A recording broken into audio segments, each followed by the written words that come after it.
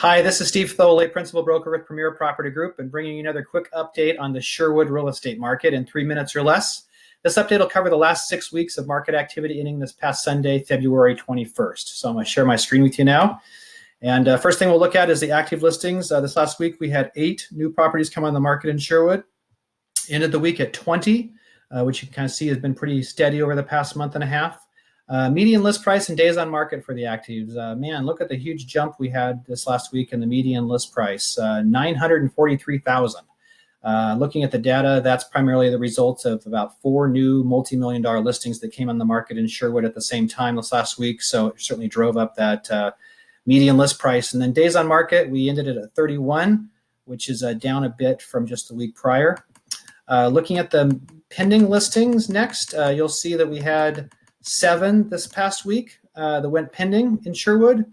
And then we had a total of 49 in pending status, which was the same as the prior week and has been kind of trending up over this past 6 weeks.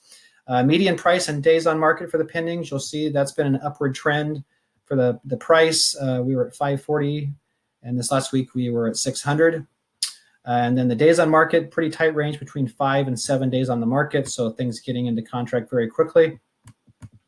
And then lastly, looking at the sold listings, as of the time I put this together, we had 4 recorded sales this last week in Sherwood. Looking over the prior 4 weeks of activity here, we had 22, which you can kind of see is kind of right in the middle of kind of where it's been over the past 6 weeks.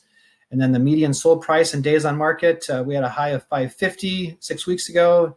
It came in this last week at 478. And then again, days on market has been pretty tight between 4 and 7 days on the market.